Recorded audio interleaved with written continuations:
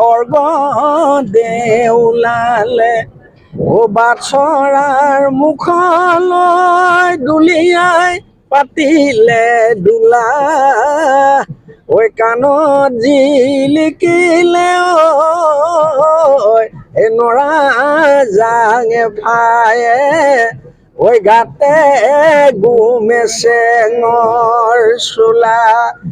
ঢকুৱাখানাৰ চাৰিকৰীয়া নৈ পাৰৰ মহগুলি চাপৰিত তিনিদিনীয়া কাৰ্যসূচীৰে অনুষ্ঠিত ঐতিহাসিক ফাট বিহুৰ দ্বিতীয় দিনটোত উখল মাখল পৰিৱেশে বিৰাজ কৰে। ফাট বিহুত আমন্ত্ৰিত অতিথি হিচাপে উপস্থিত থকা অসমৰ বিশিষ্ট তথা জ্যেষ্ঠ বিহু শিল্পী খগেন গগৈয়ে সাংবাদিকৰ কেমেৰাৰ সন্মুখতে জুৰিলে বিহু। এইবাৰ বিহুতে নাচ বাই মালতী এইবাৰ বিহুতে নাচ অহাবাৰ বিহুলৈ থাকোৱে নে নেথাকো দেহালৈ পৰিলে কাণে বাই মালতী এইবাৰ বিহুতে নাচ বাই মালতী এইবাৰ বিহুতে না। ঢকুৱাখানাবাসীৰ ঐতিহ্য স্বাভিমান ফাট বিহুৰ দ্বিতীয় দিনৰ কাৰ্যসূচী অনুসৰি 10 বজাত কপৌ ফুল আৰু গছপুলি ৰোপণ কাৰ্যসূচী সমাপন কৰে অসম চৰকাৰৰ পৰিৱেশ মিত্ৰ সন্মানপ্ৰাপ্ত প্ৰকৃতিবিদ দেৱজিৎ ফুকনে। দিনৰ 11 বজাৰ পৰা অনুষ্ঠিত হোৱা গামোচা প্ৰদৰ্শন প্ৰতিযোগিতাৰ শুভ উদ্বোধন কৰে অৱসৰপ্ৰাপ্ত প্ৰধান শিক্ষয়িত্ৰী লাৱণ্য শইকীয়া বৰুৱাই।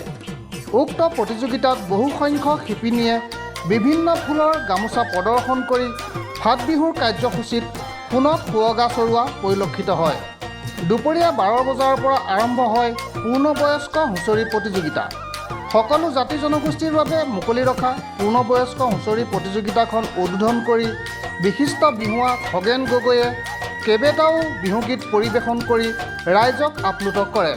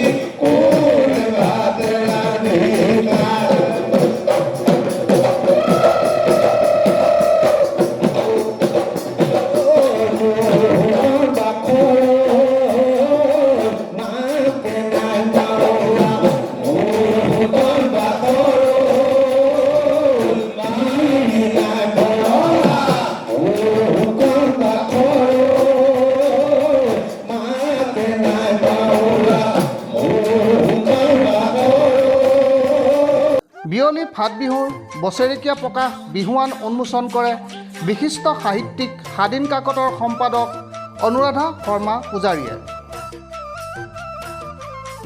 আজি মোৰ জীৱনৰ এটা পৰম সৌভাগ্য দিন।